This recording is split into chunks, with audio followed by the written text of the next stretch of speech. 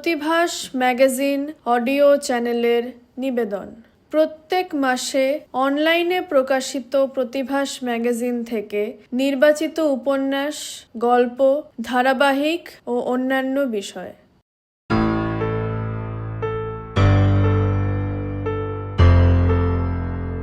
উপন্যাস অনন্ত জীবন, অধ্যায় 14।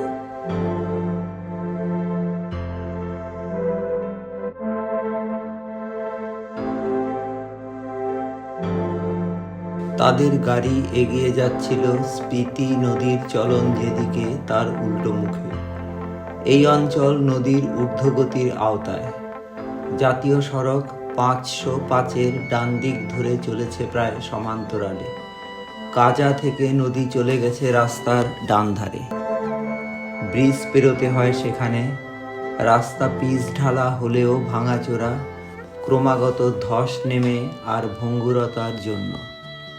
তুমি স্পিতি নদীর সঙ্গে গল্প করতে করতে এসেছো এতটা পথ। নদীর সঙ্গে কি গল্প হলো তোমার, যদি বলো, জানার খুব ইচ্ছে। গেরহার্ড আগ্রহ প্রকাশ করল। তারও গবেষণার বিষয় অনন্ত জীবন নিয়ে জানার পর থেকে সেও বেশ উৎসাহিত হয়েছে।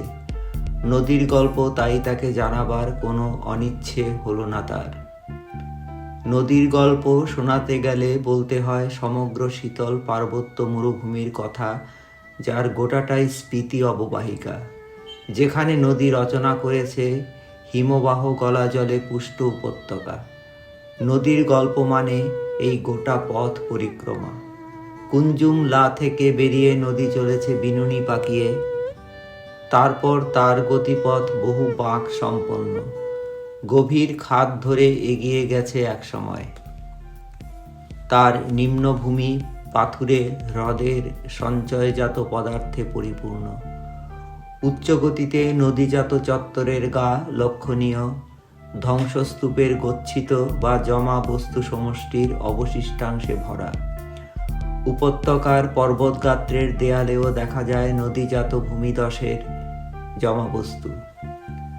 নিম্নগতিতেই নদী প্রবাহে বাঁকের আধিক্য, যেখানে পাথর সজ্জা কেটে গভীর গিরিখাত বানিয়ে সে প্রবাহিত ক্ষীণধারায়।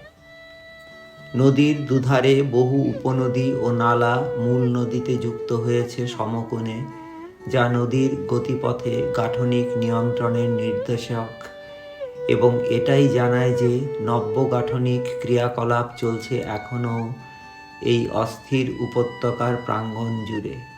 ভূমিধস বা ভূমিকম্প তারই প্রমাণ। নদী তোমাকে অনন্ত জীবন সম্পর্কে কি জানিয়েছে?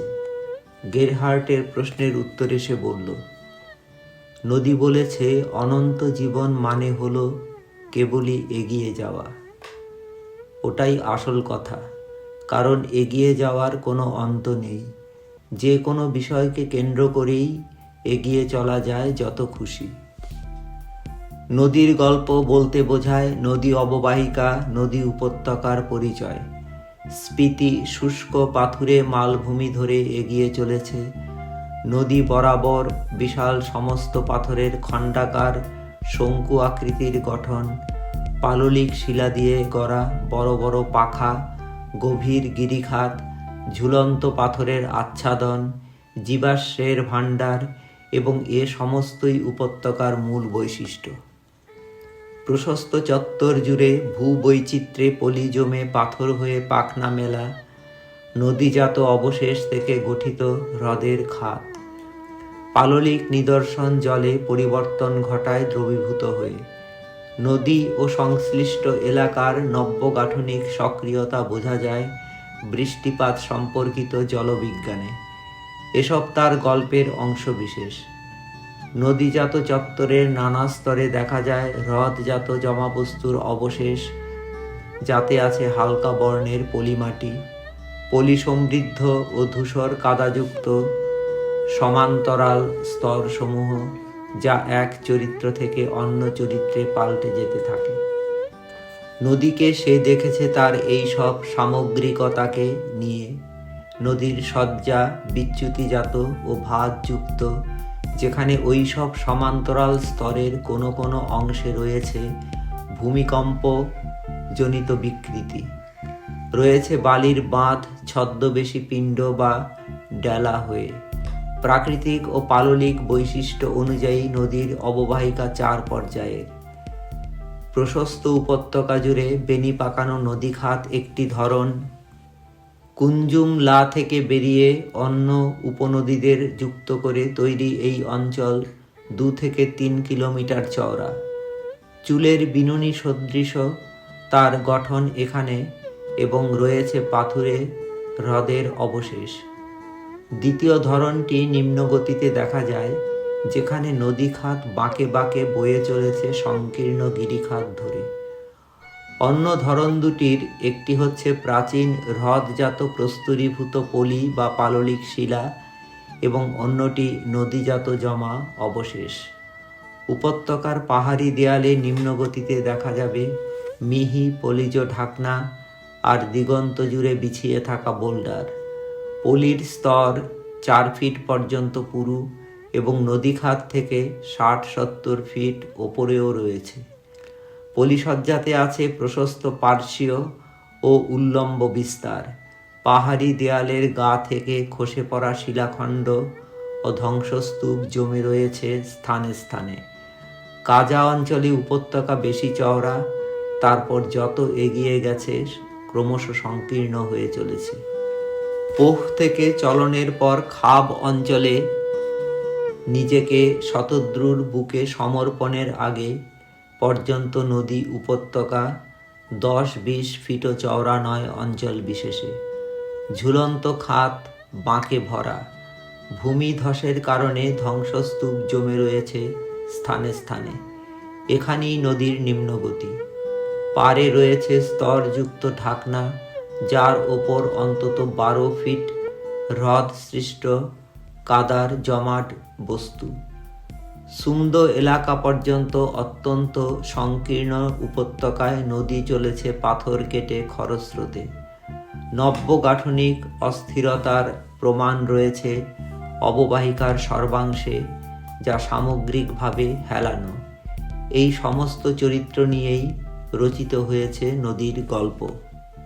অনন্ত প্রবাহ নদীর কুঞ্জুম লা থেকে জন্ম নিয়ে চিরস্থায়ী হিমবাহের কল্যাণে সে পেয়েছে অফুরন্ত জল। এখানে তার যে কাহিনী উপত্যকা জুড়ে বর্ণিত হয়ে চলেছে চলনে বলনে, তাতেও দেখা যায় অনন্ত জীবনেরই স্রোত। হাজার হাজার বছরের পুরনো সমস্ত জনপদে আর বৌদ্ধ গুম্ফাতে। সেই অর্থে গৌতম বুদ্ধ গত হলেও তার ধর্মমত অমর হয়ে রয়েছে এবং থাকবে। অনন্ত জীবনকে এই ধার্মিক আবহের প্রেক্ষিতেও উপলব্ধি করা যায়, যার ঘোষণা আপন প্রবাহের আঙ্গিকে জানিয়ে চলেছে স্পিতি নদী হাজার হাজার বছর ধরেই। এরপরেও অনন্ত জীবনকে না বোঝার কোনো কারণ থাকতে পারে না। বোঝে না সেজন যে মোহাচ্ছন্ন থেকে দানবিক মনোভাবাপন্ন। এগিয়ে চলার যেমন কোনো অন্ত নেই, অবিশ্রাম জলপ্রবাহেরও অন্ত খুঁজে পাওয়া যায় না। মানুষের ইচ্ছের মতোই সমস্ত কিছু অনন্ত যাত্রায় সামিল, সীমাহিত পরিসরেও অন্তহীন। গ্রীষ্মকালে জলপ্রবাহ বেড়ে যায় নদীর, হিমবাহগুলি উত্তাপে গলে জল ঢালে যত পারে। অন্য সময় প্রবাহ ক্ষীণ এবং শীতে জমাট বেঁধে যায়। বৃষ্টির ছায় শুকনো শীতল মরু পর্বতকে প্রাণবন্ত করে রেখেছে স্পিতি সযত্নে যুগ যুগ ধরে। কুঞ্জুম রেঞ্জ থেকে বেরিয়ে শতদ্রুতে গা ঢালার আগে পর্যন্ত দুধারে বহু উপনদী এসে তাকে আরও প্রাণবন্ত করে রেখেছে। পিন ভ্যালি থেকে সমস্ত জল বয়ে এনে পিন উপনদী তার সঙ্গে সমকৌণিকভাবে মিলেছে ডান ধারে। সেই একই ধারে অন্য আরও উপনদীগুলির মধ্যে উল্লেখযোগ্য চিউমো, গিউন্ডি, রাহটাং, উলাহ, লুংজা, পোমোগ্র্যাং, মামড্যাং ইত্যাদি। বাম ধারেও রয়েছে এমনই অনেক উপনদী। এদের নাম থামার, হানসে, থুমনা, তাকতিং, থুরপা, লুমোয়া, সিলা, কাজা, লিংতি, পোহ, তাবো, কারাতি, গিমদো, পারেচু প্রমুখ। মালভূমির বুকে কঠিন পাথর কেটে এইসব উপনদী বয়ে আনছে অবিরাম ধারায় হিমবাহ গলা জল। এত জল বইতে গিয়ে স্পিতির কুল ছাপিয়ে যায়, সে আরও খরস্রোতা হয়ে ওঠে। এত তীব্র জলপ্রবাহ, তাই নদীর বুকে কোনো জৈব কণা জমতে দেয় না। শিলারাশিও উৎক্ষিপ্ত হয়ে যেতে থাকে, তলদেশে তাই কেবল কঠিন পাথরের সজ্জা। প্রচণ্ড খরস্রোত বলে জৈব কণা তো বটেই, অন্য কোনো বস্তুও জমে থাকে না নদীর বুকে। নদীর জলে তাই মাছ বা অন্য জলজ প্রাণী থাকার সম্ভাবনা নেই বললেই চলে। তবুও কিছু প্রজাতির মাছ পরিযায়ী হয়ে উজিয়ে আসে নিম্নধারা থেকে, বিশেষত বর্ষাকালে বংশ বিস্তারের জন্য।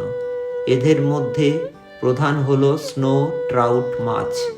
উপত্যকায় জেলে সম্প্রদায়ের কেউ না থাকলেও বাইরে থেকে আসা ক্ষণস্থায়ী শ্রমিকের দল বড়শি বা জাল ফেলে সেসব মাছ ধরে খায়।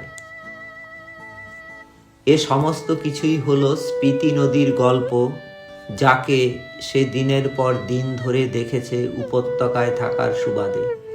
এই গল্প দেখারও কোনো অন্ত নেই, শুরু হয়তো আছে এই অর্থে যেদিন থেকে দেখার সূত্রপাত। মোট কথা এই যে, নদী তার গল্প অন্তহীন ধারায় শুনিয়ে চলেছে সতত সঞ্চরণশীল থেকে। হয়তো শীতকালে বুকের জল জমাট বেঁধে বরফ হয়ে যাওয়ার কারণে প্রবাহের গল্প থেমে থাকে কিছুকাল, কিন্তু নদী যেহেতু বিলুপ্ত হয় না, তার গল্প বজায় থাকে অন্য আঙ্গিকে। দুধারে ক্ষণস্থায়ী হিমবাহ জন্ম নিয়ে বানিয়ে দেয় অন্য গল্প। থাকে প্রবল শৈত্যপ্রবাহ আর বরফপাত। সেই অপরূপ রূপকথাও কম আকর্ষণীয় নয়, যদিও সাধারণ মানুষেরা তখন আর আসে না সেখানে ওই রকম রূপ উপভোগ করার টানে। পর্যটকদের গাড়ি এগিয়ে চলছিল জাতীয় সড়ক ধরে কুঞ্জুম গিরিদ্বার অভিমুখে। নামেই অবশ্য জাতীয় সড়ক।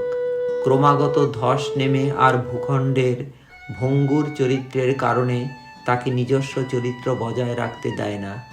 যদিও রাস্তা মেরামত করার কাজ চলতেই থাকে নিরলসভাবে। সবাই মিলে আলোচনা করে ঠিক হলো যে আজই কুঞ্জুম গিরিদ্বারে যাওয়ার দরকার নেই, কারণ যেতে যেতে বিকেল হয়ে যেতেও পারে। এদিক থেকে রাস্তা যতটা মন্থরভাবে খাড়াই হয়েছে, লাহুলের দিকটাতে মোটেই তেমন নয়। বাত্তাল পর্যন্ত 9 কিলোমিটার রাস্তা হঠাৎ নেমে গেছে অনেকটাই, যেখানে আছে 15টি কঠিন বাঁক। সে পথে বিকেলের পর না যাওয়াই ভালো, বিশেষত অনবরত জলধারা বয়ে চলেছে স্থানে স্থানে রাস্তার উপর দিয়ে। পাগলা ঝোড়া বলে একটি প্রবাহ তো বলতে গেলে নদীর মতোই প্রবল, এবং দুপুরের পর থেকে জলপ্রবাহ ভয়ানক আকার ধারণ করে। সবাই মিলে তাই ঠিক করলো যে আজ রাতরা লোসার গ্রামে থেকে কাল ভোর ভোর রওনা দিয়ে গিরিদ্বারে পৌঁছনোই যুক্তিযুক্ত হবে। চলতি পথে তার সঙ্গে গেরহার্টের কথাবার্তা হচ্ছিল অনন্ত জীবন নিয়ে। সে জিজ্ঞেস করল, তুমি কি বিশ্বাস করো মানুষ অনন্ত জীবনের অধিকারী হতে পারে? নিশ্চয় পারে, জার্মান পর্যটক জানাতে লাগলো। আমার গবেষণার সূত্রে আমি বলতে পারি, প্রত্যেকটি মানুষই অনন্ত জীবন পেয়ে থাকে। তোমাদের দর্শনে তাই বলা হয়, মানুষ অমৃতস্য পুত্রা। অমৃতের অধিকার রয়েছে মানুষেরই হাতে। তুমি তা কাজে লাগাতে পারো কিনা সেটা তোমার ব্যাপার। অনন্ত জীবন অন্য কথায় অমরত্বকে বোঝায়। তার কি কোনো সময়সীমা আছে? বিজ্ঞান আর দর্শন দেখেছি ভিন্ন কথা বলে। ভিন্ন নয়, দুটোরই বক্তব্য এক। বিজ্ঞানকে বাদ দিয়ে যেমন দর্শন হয় না, তেমনি দর্শন ছাড়াও বিজ্ঞান অচল। প্রশ্ন হলো, কোন দর্শন বা দৃষ্টিভঙ্গি থেকে তুমি বিজ্ঞানকে বিচার করছো বা দেখতে চাইছো? তুমি যে ভিন্ন বক্তব্যের কথা বলছো সেটা দেখতে পাবে যদি আধুনিক চিকিৎসা বিজ্ঞানের দৃষ্টিভঙ্গি দিয়ে বিষয়টাকে ব্যাখ্যা করতে চাও। তাহলে অমরত্বের সংজ্ঞা পাবে একেবারেই অন্যরকম। তাতে অমরত্ব মানে সময়ের সাপেক্ষে তোমার চলাচল থেমে যাওয়া। মানুষের স্বাভাবিক বৃদ্ধি সেখানে একই বিন্দুতে দাঁড়িয়ে থাকবে। তুমি কোনোদিনও বার্ধক্যে উপনীত হবে না। ইচ্ছে অনুযায়ী তোমার অবস্থান হবে চিরশৈশবে বা চিরযুবা হিসেবে। সময় এগিয়ে যাবে অথচ আমি থেমে থাকব জীবনের এক বিন্দুতে। এটা কতটা বাস্তব বা গ্রহণযোগ্য? প্রকৃতির কোথাও এই নিয়ম চলে বলে তুমি জানো কি? জানি না। বিশ্বব্রহ্মাণ্ডে কোনো অস্তিত্ব সময় নিরপেক্ষ হয়ে থাকতে পারে কতদিন আমার ধারণায় নেই। শুনেছি এমন ঘটনা ব্ল্যাক হোলগুলিতে হলেও হতে পারে, কিন্তু সে তো অন্য মাত্রাধীন ঘটনা। অন্য মাত্রাধীন কোনো বিশ্ব আছে কিনা বা থাকলেও সেখানে কি ঘটছে তা জানার কোনো আগ্রহ নেই আমার, সুযোগও নেই। মাল্টিভার্স তত্ত্ব একটা ধারণা মাত্র। পিছন থেকে জানালো সাইমন।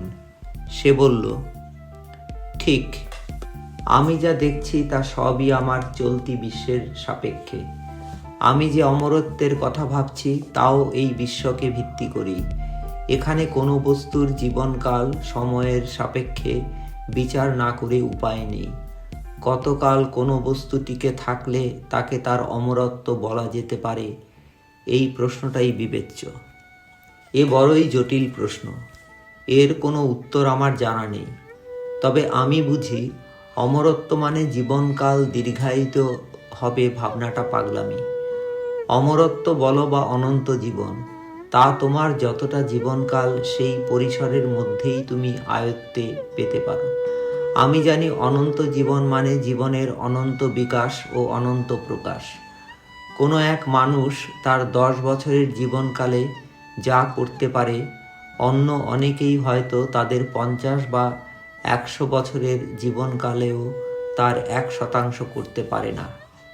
সেই অর্থে অনন্ত জীবনকে তুমি মানুষের জীবনে প্রাপ্ত সাফল্যকে দিয়েও বিচার করতে পারো। যে জীবনে যত সফল সে তত অনন্তকে মুঠোয় পাবে, যত ক্ষুদ্র হোক না কেন তার জীবনকাল। সাফল্য ও শ্রেষ্ঠত্ব অর্জন মানুষকে অমর করে রাখে। অবশ্য তারও সময়সীমা নির্দিষ্ট হতে বাধ্য। মনে করো লিওনার্দো দা ভিঞ্চি। মানুষ তাকে আজও মনে রেখেছে, মনে রাখবে ভবিষ্যৎ প্রজন্মও। কিন্তু যদি মানুষের সভ্যতা কোনো কারণে বিলুপ্ত হয়ে যায় আর হারিয়ে যায় মানুষের সব নিশানা, তো ভিঞ্চির নামও কি মুছে যাবে না? তার মানে যতই দীর্ঘ হোক জীবনকাল, অমরত্বের সীমানা থাকতে বাধ্য। আর মানুষের সভ্যতায় মানুষ অমর হতে পারবে যদি সভ্যতা টিকে থাকে। সেটাই প্রথম কথা।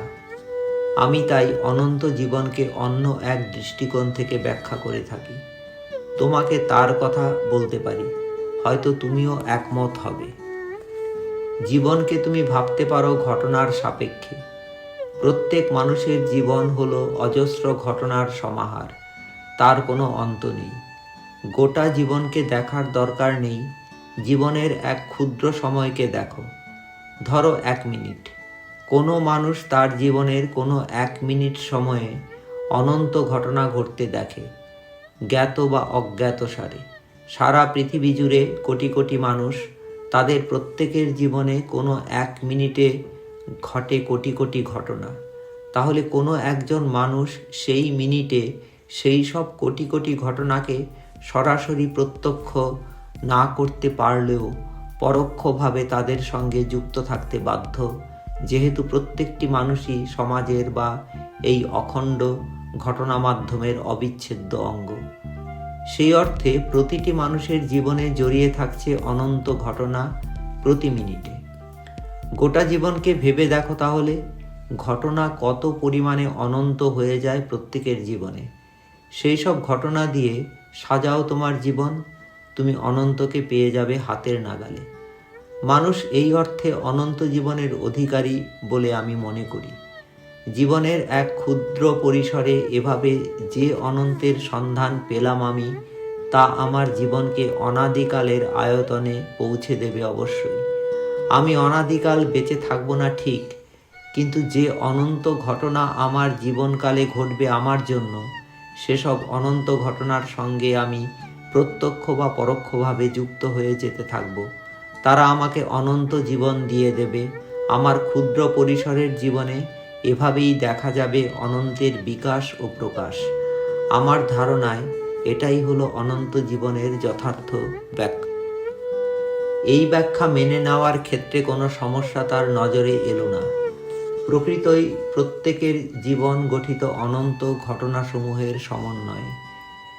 জীবনের পরিসর যেটুকুই হোক না কেন, সেখানেই অনন্তের সন্ধান পাওয়া সম্ভব।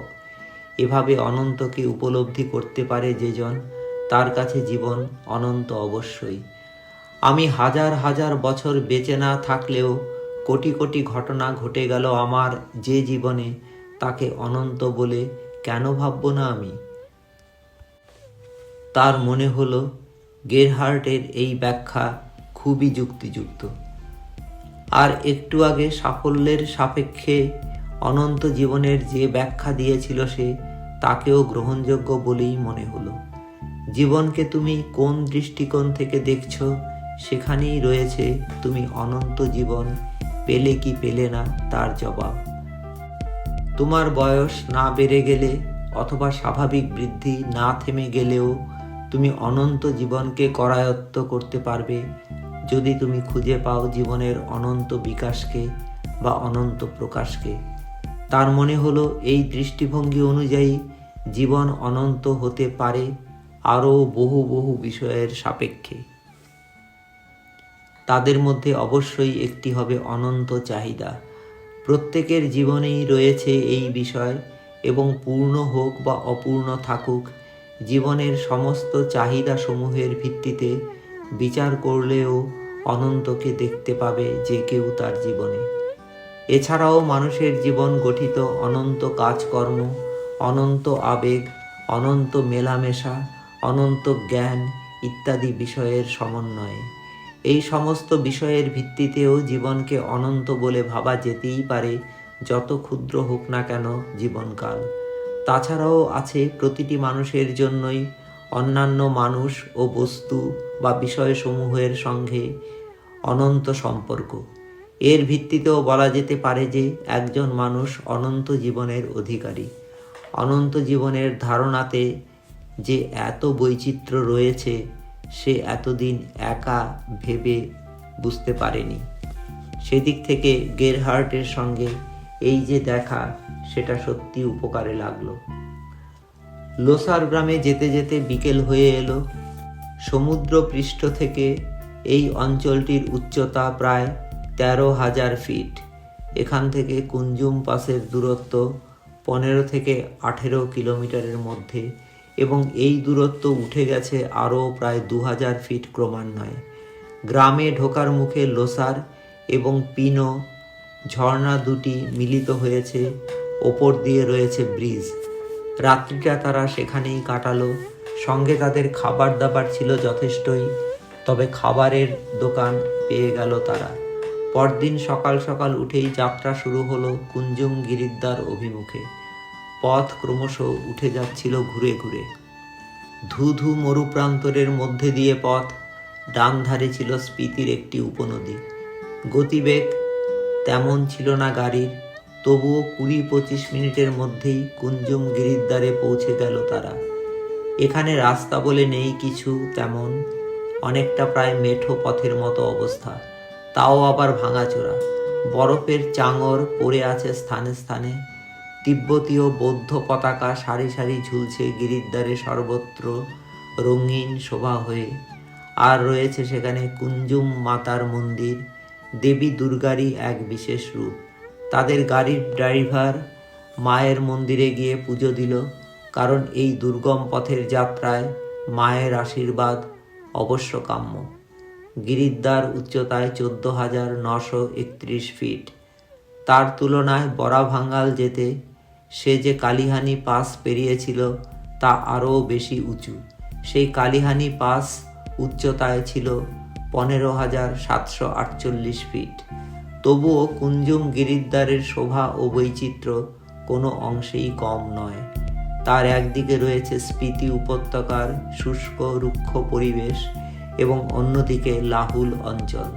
সেদিকে দেখা যাচ্ছিল বিশাল বিশাল হিমবাহগুলিকে। পৃথিবীর দ্বিতীয় বৃহত্তম হিমবাহ বরাসিগরি ছাড়াও ছিল চন্দ্রভাগা হিমবাহের জৌলুস।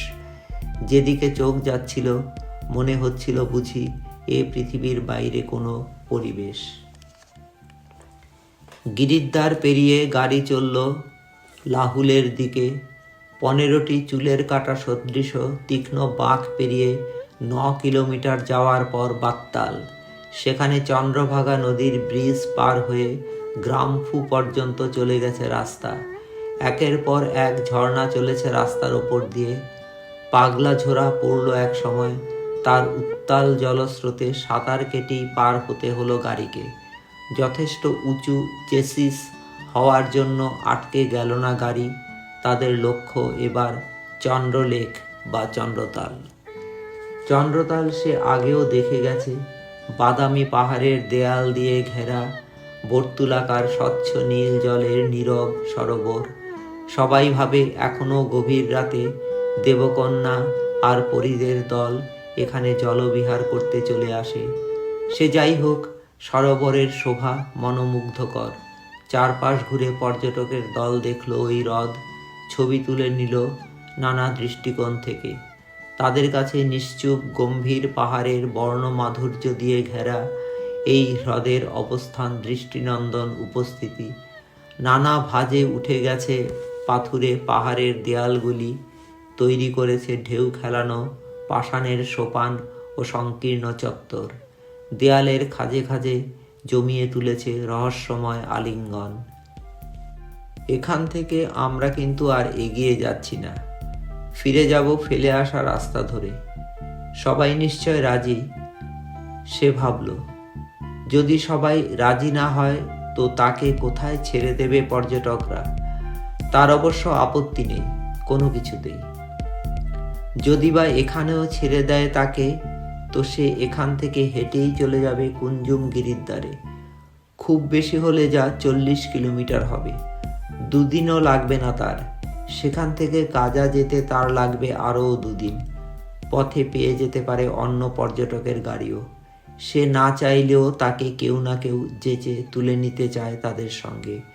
না নিলেও তার ক্ষতি নেই, কারণ এই রুক্ষ ভূখণ্ড ধরে সে যেতে থাকবে স্পিতি নদীকে পাশে নিয়ে, তার সঙ্গে গল্প করতে করতে। পথে সে পেয়ে যাবে নানান জনপদ 10-20 কিলোমিটারের মধ্যে। রাতের আশ্রয় মিলবে সেখানে। কিন্তু তাকে আর বেশি ভাবতে না দিয়ে আগে বলা কথার রেশ ধরে গেরহার্ড যোগ করল, যদি আমরা এখান থেকে ফিরে না গিয়ে এগিয়ে যেতে চাই তো আমার মনে হয় খানিকটা পিছিয়ে যেতেই হবে, কারণ ওকে কাজাতে রেখে আসা আমাদের কর্তব্য। সে জানালো যে তার দরকার নেই। তার মনোভাব স্পষ্ট করে জানিয়ে দিল সে কথা মানল না কেউ। দলের অন্য একজন বলল, আমরা তো আগেই ঠিক করেছিলাম যে এখান থেকে আবার ফিরে যাব। সেই সিদ্ধান্ত পাল্টাবার কারণ কোথায়? সেজন্য আমরা আসার পথে তাঁবু ঘুরে দেখিনি, যেহেতু ফেরার পথে দেখব বলে ঠিক করেছিলাম। অন্য এক সদস্য মতামত জানালো। সাইমন বলল, তাছাড়া আমরা পিন ভ্যালি জাতীয় উদ্যানও দেখিনি, যাইনি ধনকর গ্রামে। শোনো, আমাদের হাতে কিন্তু সময় খুব কম। আমরা কাজা, কিবের, লাংজা, হিক্কিম থেকে শুরু করে অনেক জায়গা দেখে অনেকটা সময় শেষ করে ফেলেছি। দেখেছি কি মনাস্ট্রি ও কিবের জাতীয় উদ্যানও। স্পিতি ভ্যালিতে কি মনাস্ট্রি আর তাবো গুম্ফা, এ দুটি প্রধান বৌদ্ধপীঠ। পিন ভ্যালি ন্যাশনাল পার্ক এবং তার পাশে পিন নদীর ধারে মাড ভিলেজও অবশ্য দ্রষ্টব্য স্থান। আর বাকি থাকলো ধনকর গুম্ফা। কিন্তু সবকটি আমরা এবার কিছুতেই দেখার সময় পাব না। ধনকরে থাকতে হবে অন্তত 1 রাত, পিন ভ্যালি আর মাড ভিলেজে 2 রাত। এতদিন তো আমাদের হাতে নেই। তাঁবুতেও থাকা উচিত এক রাত। আর এক করা যায়, একদিনেই পিন ভ্যালি আর ধনকর ছুঁয়ে আসা যায়, কিন্তু তাঁবুতে এক রাত থাকতেই হবে যদি সব দেখতে চাও। কি করবে বলো? গুঞ্জন তুলে পরামর্শ করতে লাগলো বাকি সদস্যরা। সে চুপচাপ দেখে যাচ্ছিল সব। এদের সঙ্গ তার বেশ ভালোই লাগছিল, এই কারণে যে দলের সবাই মার্জিত ও ভদ্র। দীর্ঘ আলোচনার পর একজন মুখপাত্র হিসেবে বলল, দেখো, পিন ভ্যালি দেখার ইচ্ছে আমাদের যথেষ্ট। শুনেছি 20,000 ফিট এই আলপাইন অরণ্যের সর্বোচ্চ উচ্চতা, রয়েছে দুর্লভ প্রজাতির নানান প্রাণী। তবুও আমরা ভাবছি এটাকেই বরং বাদ দেওয়া যায়, কারণ আলপাইন অরণ্যের সঙ্গে আমাদের পরিচয় আছে। আর ধনকর গুম্ফার তুলনায় তাঁবু অনেক বেশি আকর্ষণীয়, যেহেতু তাঁবুকে বলা হয় দ্বিতীয় অজন্তা, বৌদ্ধ সংস্কৃতির অন্যতম সেরা পীঠস্থান। তাই আমরা ঠিক করলাম যে তাঁবুকেই দেখব। কিন্তু সেদিন তাঁবু যাওয়া হলো না। ফেরার পথে কুঞ্জুম যেতে লেগে গেল অনেকটা সময়। সেখানে আবার থাকা হলো কিছুক্ষণ। তারপর রওনা দিয়ে কাজা যেতে যেতে প্রায় বিকেল। তাঁবুতে যাওয়ার ইচ্ছে ছিল দুপুরের মধ্যে, তা না হওয়ার কারণে সে রাত কাজাতেই থেকে গেল সবাই। ঠিক হলো পরদিন সকাল সকাল তাঁবুর উদ্দেশ্যে রওনা দেওয়া যাবে। অনন্ত জীবন উপন্যাসের পরবর্তী অধ্যায় আবার আগামী শুক্রবার রাত 8টায়।